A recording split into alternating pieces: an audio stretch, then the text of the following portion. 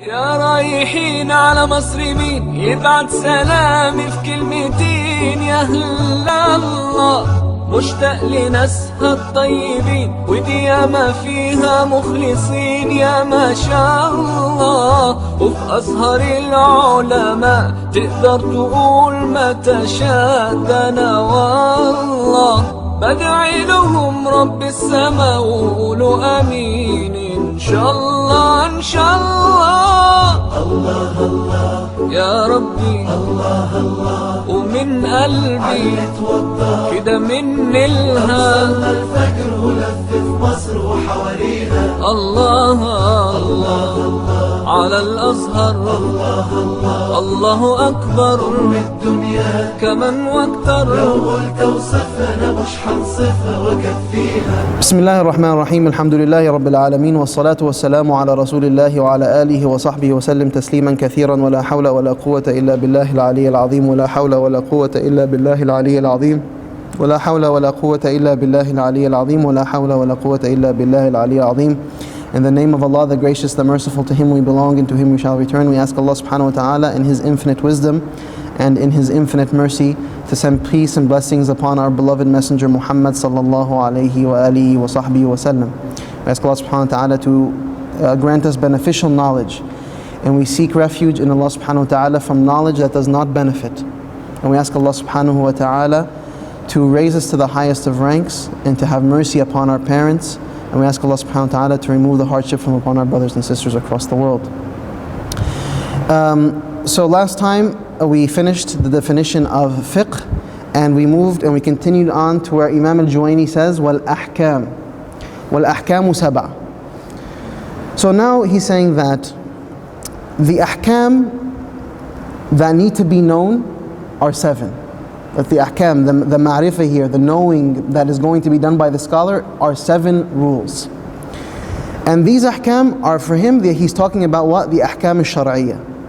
So he says, al-ahkamu as-sab'atun al-wajib wal-mandubu wal-mubahu wal-mahdhuru wal-makruhu wal-sahihu wal-batilu. Okay? So he says that the rulings are 7. You have wajib, you have obligatory, you have mandub, that which is recommended to do. So wajib is what? Is obligatory. Mandub is what? Is recommended. Mubah is permissible. Mahdhur is what? Mahdhur is haram, that which is haram, that which is unlawful. Makruh is something that is disliked. A ruling, this is something that is disliked. وَالصَّحِيحُ, something that is invalid, something that is valid. وَالْبَاطِلُ, that which is invalid. Okay? Now, there's something very intricate here, so I need you to pay attention because I don't want you to lose me. But it's something that's slightly more advanced than this level, but it's important to understand because it really gives you an understanding of how the ulama wrote their texts, how they wrote this work. And like we said, this was written 1,000 years ago, roughly 1,000 years ago. He says that al-ahkamu sab'a, and he says al-wajib. Now, what's important to understand is that the word wajib, that this is not the exact word that he should use in this regard. He should actually use the word wujub. Why is that the case? When he's talking about the ahkam al-shar'iyyah, he's talking about the revelatory rulings. He should talk about wujub as a concept, a general concept known as obligation. He shouldn't be so specific and say that which is obligatory. Why is that the case? Because when because wajib, the word wajib, the one that he uses, is an extension of wujub. It is a description. So when I say, for example, say that as-salah wajiba or as-sawmu wajib, I am now giving a specific description to fasting. But in usul al-fiqh, we're not specifically so concerned with that extension or of that specific hukm right just yet. But in the beginning, we should be dealing with the general concept of wujub, obligation, before actually getting into the extension, which is wajib, which is giving a specific wasf. Al-wasfu bil-dhat, right? That I'm now describing something as being wajib.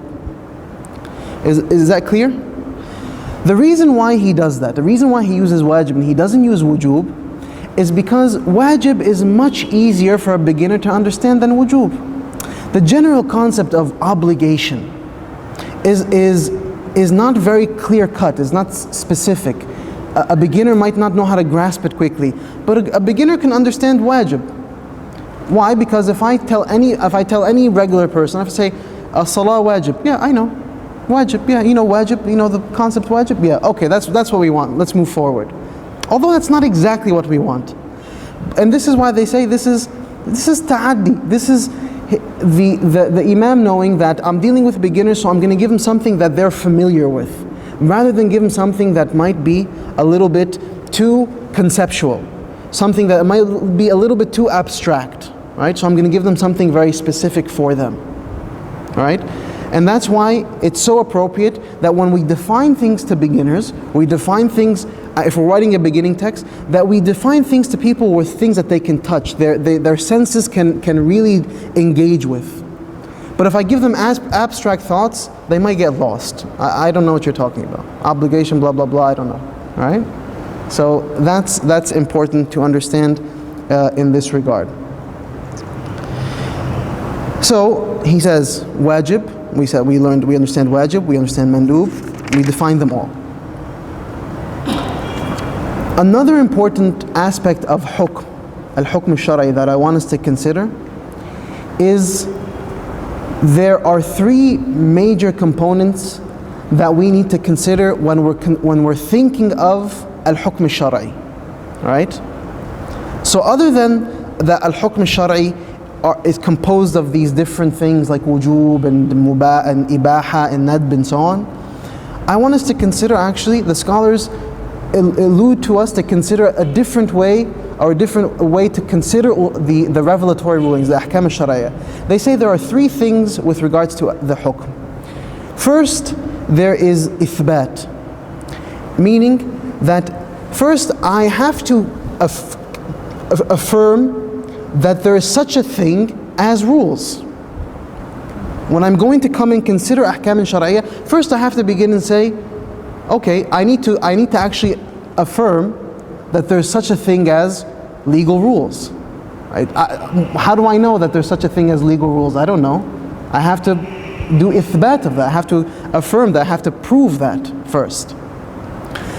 Then, after I've proven that there's such a thing as legal rulings, I have to now understand what kind of different legal rulings are there, the mafahim. I come and I understand, okay, after I've actually established the fact that there is such a thing as legal rulings, I come and I say, okay, now there are these different types of legal rulings. After I've recognized the different types of legal rulings, I come and I attach it to different things. Okay, are we able to clearly follow the logical, gradation? So, who do you think deals with the first component? What kind of scholar? Someone who's engaged in what kind of science? Is it fiqh? Is it lugha? Is it usul? Is it aqidah? Who deals with that first issue of actually establishing the fact that we have legal rulings? Aqidah, exactly.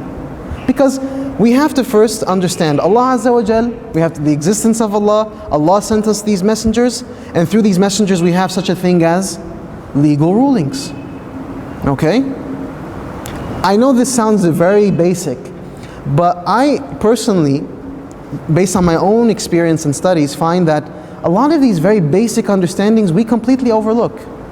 And so that's why when we're going to study a basic text, we go through it in this such basic fashion, so that when I come out of it, I really have an understanding of what fiqh is, what asl is, what hukm means, the different type of ahkam, how the ulama dealt with the issue of hukm, where did ahkam come from, etc. Alright? So we have ithbat, we have first that we establish that there is such a thing as rules, and we said that the ulama of aqidah are at that point. The next level, This issue of now saying, okay, we have different types of ahkam. Who deals with that? That's the usuli scholar. The usuli scholar. He comes in and he says, listen, okay, I as an usuli scholar, I'm going to tell you, you have such a thing as wajib, as wujub. You have such a thing as what? Ibaha. You have such a thing as nadb. These are the different types of legal rulings that you have. The last point, the last component, who deals with that? The last component being that when you take these different categories and you start applying it to things, who deals with that? The faqih. The faqih comes and he says that this is wajib. The usuli scholar told us what? That there are different things, and the scholar says that yes, we have on top of it said that there are legal rulings, and then there are categories into this, and then we come and we attach them to things in the world. So we have a siyam wajib, we have a salah wajib, we have a sunnah mandub, etc. Salatul sunnah mandub.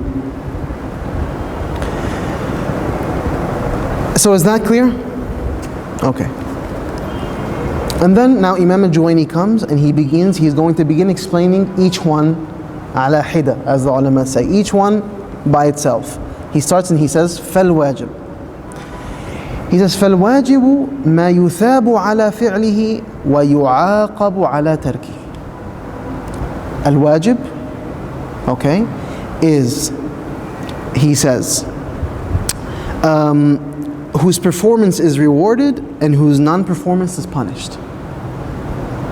So, al-wajib is something, when you perform it, you get rewarded. And when you don't do it, you get punished. Is that really always the case? I'm asking you now. When you do a wajib, do you always get rewarded for it? Huh? No. Actually, sometimes if you do a wajib, you can get sayyat, right? Do you know this? If, for example, you're doing a wajib and your intention is wrong, Allah will punish you for that. Yes, you're fulfilling your wajib, but you're getting punished. So this makes us consider, why did Imam al-Juwayni choose this? Imam al-Juwayni chose this definition because once again, he is recognizing the audience he's speaking to. And one of the lawazim of wujub, one of the results of wujub, or one of the things that are secondary or tertiary wujub, or extension of wujub, is what? Is that you get hasanat, or you get rewarded for doing it, and you get punished for not doing it. That's one of the major components of wujub. But that is not wujub as wujub is. Is that confusing? Okay. So, he's giving us a definition that is one of the, you can say, components attached to wujub, or one of the fruits of wujub, let's say. But it's not wujub as wujub really is, okay? Because wujub is actually, the definition of wujub is actually different. The actual definition of wujub, because there are two ways to consider things. There is defining something for what it is, and then there's defining something with some of its benefits, right? So if I come and I say wujub, wujub is actually this. Write this definition down. Wujub is ما طلبه الشارع على وجه الإلزام. That wujub, obligation, is what the shari'a, once again, ما طلبه الشارع على وجه الإلزام. Okay? That's actually what wujub is. Now, for those of you who may be watching who are familiar with these different definitions, and you might know that, or who are present here, there are a lot of different definitions. The scholars, they kind of negotiated different definitions, and each word has its meaning. So this is just for our sake, because we're beginning, I'm giving you a very basic definition. ما طلبه الشارع على وجه الإلزام. Okay? That wajib or wujub is what the shari'a requests in an obligatory fashion, على وجه الإلزام, right? Because talab is request, and Allah is requesting things from us على وجه الإلزام. Okay? So, in this regard, Imam al-Juwayni is not giving us that definition for actually what wujub is, but he's giving us a definition that is called al-ta'rifu bil-rasm. He's giving us one of the benefits or one of the components that we need to understand are deeply attached to wujub or wajib. Because just like I initially said, not everything you get hasanat for, not everything you get rewarded for, others will come and say the same thing. So they'll say that this definition is not complete. Yes, this definition, when I come to describe something that's obligatory, generally speaking, this is the case. Generally speaking, it's the thing that you get hasanat for, you get rewarded for, and it's the thing that you get punished for not doing. Okay? So do we understand now the difference between wujub and wajib? We understand now the difference between the definition, defining something for what it actually is, and then defining something with some of the components attached to that thing or some of the benefits of that thing. Okay. Now, I actually forgot to do one thing that I wanted to do right before this section, and that is define al-hukm al-shar'i, which I didn't do in its entirety, so we'll just take one step back. But it falls in, so alhamdulillah, it's not that big of a departure. How did the ulama define al-hukm al-shar'i? Right? So we dealt with al-hukm al-shar'i from several perspectives. We said that the al-hukm al-shar'i is comprised of al-wajib and kada kada kada, and we said that al-hukm al-shar'i, the ulama look at it from those three different ways. We said ithbat, and we said mafahim, and we said what? At-ta'alluq. The third thing to do is actually define al-hukm al-shar'i. The ulama define al-hukm al-shar'i as such. They say, هو خطاب الله المتعلق بأفعال المكلفين. خطاب الله المتعلق بأفعال المكلفين بالاقتضاء أو التخيير أو الوضع. Alright? I want you guys to bear with me because I know these are a lot of definitions and it can be a little bit taxing, but trust me, this is going to save you a lot of time in the future. As soon as you hear this word, it's been broken down to you, you know exactly what it means, you know how the ulama have dealt with it, and you just move forward. And this is the way, traditionally, this is how the ulama taught us and teach throughout the centuries. One by one, understand all the basics, and then suddenly you have it complete and you move forward. So they say, الحكم الشرعي هو خطاب الله. خطاب الله is what? The speech of Allah Azza wa Jal. المتعلق بأفعال المكلفين, which is attached or which is concerned with the actions of who? Of the mukallafeen, those who are legally responsible. Alright? So it is the speech of Allah that is concerned with or dealing with or attached to the actions of those who are legally responsible. Al-mukallaf is who? The one who's legally responsible. Within the shara, person is legally responsible and with certain criteria, we won't get into that, but the person who's legally responsible, bil-iqtida. Bil-iqtida means actionable request, that which you have to now do or not do. So al-hukm al-shar'i is the speech of Allah that deals with the legally responsible actor to either do or not do, bil-iqtida. Alright? أو بالتخيير. I'm sorry, not do or not do. Things that you, bil-iqtida is actionable request. Do this or do not do this. أو بالتخيير. بالتخيير meaning you have the option, you can do or not do. أو بالوضع. بالوضع is literally means as it's laid down, as it is, right? This is going to require that we define shwaya. So because of the adhan, هو هنصلي على طول مش كده؟ خلاص. Because of the adhan, we'll stick to that definition for now, and then inshallah ta'ala we will continue next time by trying to define the definition more clearly, and continuing with the wajib and the mandub, and understanding each one of these components more clearly بإذن الله تعالى. وصلى اللهم على سيدنا محمد وعلى آله وصحبه وسلم تسليما كثيرا.